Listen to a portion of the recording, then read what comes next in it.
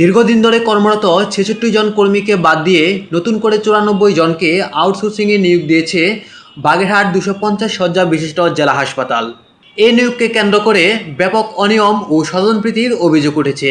এর প্রতিবাদে হাসপাতালের প্রশাসন ভবনে তালা ঝুলিয়ে বিক্ষোভ করেছে চাকরিচ্যুত কর্মীরা।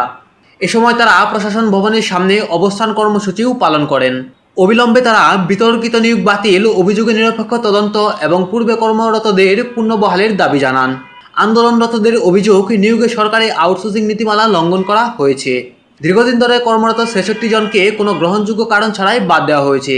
৯৪ জনকে নিয়োগ দেওয়া হলেও পুরো নিয়োগ প্রক্রিয়ার স্বচ্ছতা নেই। তারা জানান, নিয়োগপ্রাপ্তদের অনেকে লিখিত বা মৌখিক পরীক্ষায় অংশ না নিয়েই চাকরি পেয়েছেন। এছাড়াও ভাইবার জন্য পূর্বে প্রকাশিত প্রার্থীদের তালিকার সঙ্গে বর্তমানে নিয়োগপ্রাপ্ত ৯৪ জনের তালিকার কোনো মিল নেই। এতে পুরো নিয়োগ প্রক্রিয়ার বৈধতা নিয়েও প্রশ্ন উঠেছে। বিতর্কিত এই নিয়োগের ফলে ৬৬টি পরিবারের জীবিকা হারিয়ে চরম অনিশ্চয়তার মুখে পড়েছেন। বাসায় যাবার সময় শুনতে পাই যে আজকে আমাদের চাকরি নেই, আজকে নতুন লোক নিয়োগ নিচ্ছে। যদি নতুন লোক নিয়োগ আসে তাহলে আমাদের যদি চাকরি না থাকে, আমরা বাচ্চা ছেলে মেয়ে নিয়ে আমরা পথে বসতে পারি। আমি আমার ছেলে মেয়েকে এই টাকা দিয়ে খাওয়াই, বাজার করি, লেখাপড়া শিখাই, সবই এই টাকার পরে। তাহলে আমার এই চাকরি না থাকলে আমাদের পথে বসে যেতে হবে। আমার ছেলে মেয়ে আর লেখাপড়া হবে না। আমাদের চাকরিযুক্ত করা হয়েছে, কেন করা হয়েছে তা জানি না। আমরা করোনা থেকে এখানে ডিউটি করি দীর্ঘকাল, তারপর একটা আউটসোর্সিং এ চাকরি পাইছি এই ২ বছরে। এখন আমাদেরকে চাকরিযুক্ত করা হচ্ছে, তা আমরা যে এত কষ্ট করে এটা চাকরি পাইলাম, আমাদেরকে বাদ দিয়ে, আমরা তো কাজ জানি, কাজ শিখছি, তাহলে নতুন করে যাদের লোক লিখছে তারা তো কাজ জানে না। সদর হসপিটাল আছে, এটা পরিচ্ছন্নতা জায়গা, পরিষ্কার রাখতে হয়, পরিষ্কার পরিচ্ছন্নতা।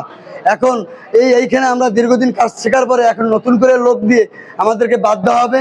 আমরা শুনেছি কিছু লোক টাকা পয়সার মাধ্যমে বলে নতুন নিয়োগ হচ্ছে। আমরা বাগেরহাট সদর হাসপাতাল ৩৫ বছরে কাজ করতেছি বিনা বেতনে ৩৫ বছর কাজ করতেছি। আমাদের এই করোনার রুগী একজন হইতে ৯৫টা করোনার রুগী নিয়ে আমরা কাজ করে আসছি। এখন নতুন রুগী লোক নিচ্ছে আমাদের বাদ দিয়া। আমাদের আউটসোর্সিং এ চাকরি হয়েছে ২ বছর, আমরা ৬ মাস বেতন পাই না। এর আগে আমরা অনেক কষ্ট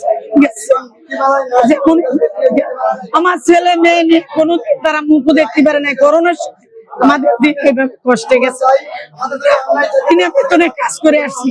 এখন আমরা এই আমাদের করোনার রুগী মারা গেছে, আমরা তাকে গোসল করাইছি, মা বাপ ছেলে মেয়ে সবাই বেলায় দিয়ে চলে গেছি, আমরাই কাজ করে আসছি। আর এই পর্যন্ত আমরা কাজ করছি। প্রতিপক্ষ এখান থেকে যারা নতুন লোক নিচ্ছে তারা পরীক্ষা দিনি, আমরা মৌখিক পরীক্ষা দিছি, খাতা কলমের পরীক্ষা দিছি, তা আমাদের কেন কোন কারণে বাদ দিবে, কোন কারণে বাদ দিচ্ছে? আমাদের তো এই ৬৬টা পরিবার খাইয়ে মরে যাচ্ছি আমরা। কেউ ছেলে মেয়ে আছে, কেউ স্বামী নেই, কেউ বাপ নেই। ঘটনাস্থলে নতুন নিয়োগপ্রাপ্ত কয়েকজনের সঙ্গে কথা বলতে চাইলে তারা নিয়োগ বিষয়ে স্পষ্ট কোনো তথ্য দিতে পারেননি। কবে লিখিত বা মৌখিক পরীক্ষা অংশগ্রহণ করেছেন তাও নির্দিষ্ট করে বলতে পারছেন না।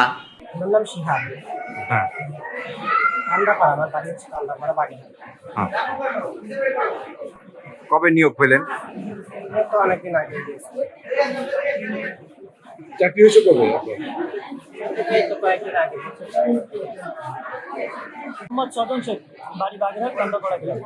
কান্দাপাড়া গ্রাম। ও, কবে নিয়োগ হয়েছে তোমার? ডেট তো মনে নাই, কিন্তু আমরা তো হসপিটাল থেকে ফোন দিয়েছি, আমি পাস করছি। এ বিষয়ে হাসপাতালের তত্ত্বাবধায়ক অসীম কুমার সামাদ্দার বলেন, বিষয়টি বর্তমানে আদালতে বিচারাধীন রয়েছে। আদালত যে সিদ্ধান্ত নেবেন সেটি বাস্তবায়ন করা হবে। আমরা কখনো কোনো অবস্থাতে এই আপনার যেমন উত্তেজনাপূর্ণ পরিবেশ আমরা চাই না। আমরা যেহেতু ভুল করেছে যারা, তারা আইনের পুরাতন যারা, তারা আইনের আশ্রয় নিয়েছে, আইন যেটা বলে সেভাবে চলবে আমি মনে করি। কাউকে এবং যারা নতুন যারা আসছে তারা অবশ্যই তাদেরকে নিয়োগ দেওয়া হয়েছে, তারাও আইনের প্রতি শ্রদ্ধাশীল হয়ে তাদেরকে আজকে আসার জন্য আমি বলছি, সেজন্য তারা আসছে। আমি সবাইকে ধৈর্য ধরে থাকার জন্য বলছি। আমরা দেখি কিভাবে সমাধান করতে পারি। আমি আমার উপরস্থ কর্তৃপক্ষের সাথে আলোচনা করি, সাথে সাথে আইনের দৃষ্টিতে যেভাবে হয় সেভাবে কিছু করার আমরা চেষ্টা করবো। এবং আমি সবার কাছে আবেদন জানাই যেন এই হাসপাতালে সাধারণ রোগীরা আছে তাদের সেবার যেন কোনো ব্যত্যয় না ঘটে। আমি বিকল্প যেহেতু এখানে এসে তালা মারা দেখেছি, আমি বিকল্প ব্যবস্থা হিসাবে সব ওয়ার্ডে যে কারণ প্রত্যেক কনসালটেন্ট একটা ওয়ার্ডের দায়িত্বে, সেই ওয়ার্ডে তাদের বসার জায়গা আছে, সেখানে তাদের এই যাদের আজকে কনসালটেন্সি সেখানে কনসালটেন্সি তারা দিবে। অন্যদিকে নিয়োগ প্রক্রিয়া নিয়ে ওঠা অভিযোগের বিষয়ে সংশ্লিষ্ট ঠিকাদার প্রতিষ্ঠান H&E এজেন্সিকে ফোন করা হয়, কিন্তু তাদের পক্ষে কেউ কল রিসিভ করেননি, ফলে অভিযোগের বিষয়ে তাদেরও বক্তব্য পাওয়া যায়নি। নিউজ ডেস্ক, আপন দেশ।